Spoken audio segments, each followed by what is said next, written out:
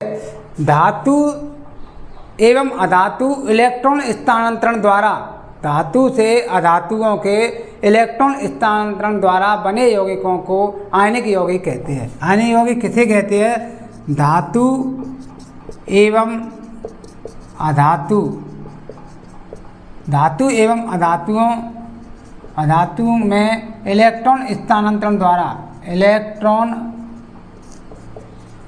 स्थानांतरण द्वारा बने यौगिकों को आयनिक यौगिक कहते हैं।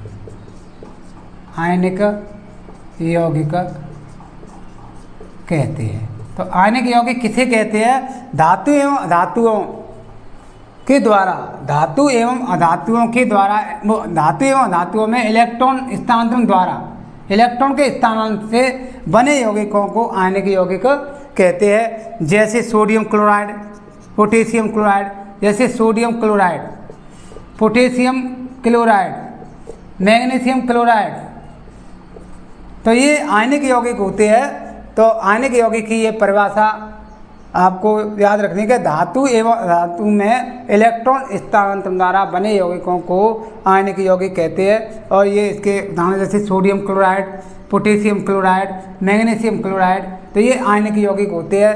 अब आते हैं इसके बाद में आयनिक यौगिकों के कुछ भौतिक गुणधर्म। आयनिक यौगिकों के भौतिक गुणधर्म, आयनिक यौगिकों के भौतिक गुणधर्म। तो देखो आयनिक यौगिकों के भौतिक गुणधर्म कौन कौन से होते हैं। नंबर 1 आता है भौतिक प्रकृति, भौतिक प्रकृति। नंबर 2 आता है गलनांक एवं क्वथनांक, गलनांक एवं क्वथनांक। और नंबर 3 आता है घुलनशीलता, घुलनशीलता। और नंबर 4 आता है विद्युत चालकता, विद्युत चालकता। तो ये आयनिक यौगिकों के गुणधर्म होते हैं 4। आयनिक यौगिक, एक तो भौतिक प्रकृति, दूसरा गलनांक एवं क्वथनांक, तीसरा घुलनशीलता और चौथा विद्युत चालकता।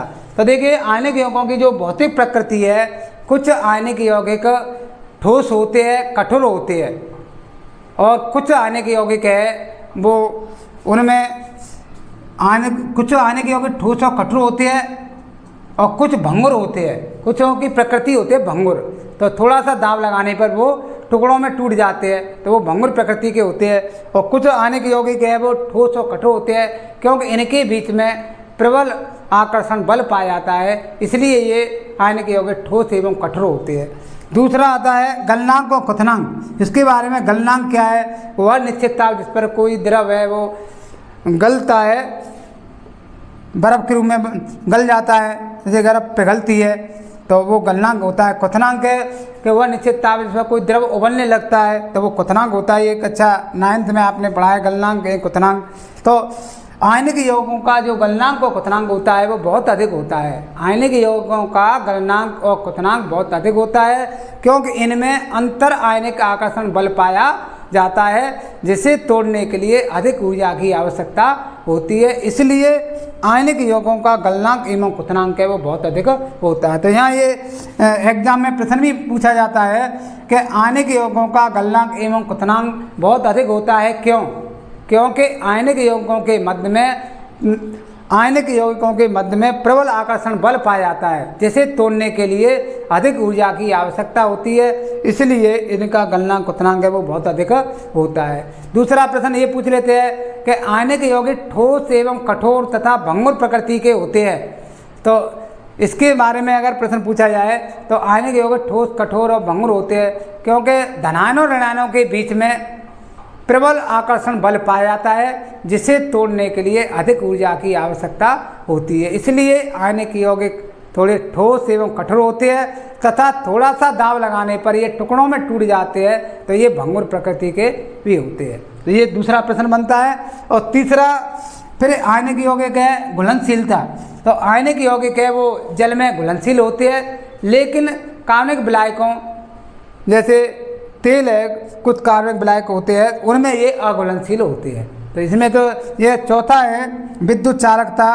तो आयनिक यौगिक है वो ठोस अवस्था में तो विद्युत का चालन करते हैं, लेकिन गलित अवस्था में ठोस अवस्था में विद्युत का चालन नहीं करते हैं, जबकि गलित अवस्था में विद्युत का चालन करते हैं। क्यों करते हैं? तो ये प्रश्न बनता है कि आयनिक यौगिक ठोस अवस्था में विद्युत का चालन नहीं करते हैं, क्योंकि ठोस अवस्था में दृढ़ संरचना के कारण, यानी ठोस अवस्था में इनकी संरचना दृढ़ संरचना के कारण ये विद्युत का चालन नहीं करते हैं, तथा गलित अवस्था में ये विद्युत का चालन करते हैं, क्योंकि गलित अवस्था में आयनों के बीच, विपरीत आवेशित आयनों के बीच में प्रबल आकर्षण बल पाया जाता है, जिसे तोड़ने के लिए अधिक ऊर्जा की आवश्यकता होती है, इसलिए ये गलित अवस्था में विद्युत का चालन करते हैं। तो ये आयनिक यौगिकों के कुछ भौतिक गुण धर्मों के बारे में हो गया कि आयनिक यौगिकों के भौतिक गुणधर्म कौन कौन से हैं। तो ये भौतिक प्रकृति, गलनांक एवं क्वथनांक, घुलनशीलता, विद्युत चालकता, तो ये आयनिक यौगिकों के गुणधर्म। तो आज के दोस्तों, आज का जो धातु अधातुओं में जो पॉइंट था आयनिक यौगिकों के भौतिक गुणधर्म के बारे में, तो आज का वीडियो यहीं पर समाप्त होता है। अगले वीडियो में फिर मिलेंगे। आपके लिए बहुत बहुत धन्यवाद। और इस चैनल को ऐसे स्टडी सेंटर को सब्सक्राइब करें और आगे फिर मिलेंगे कल।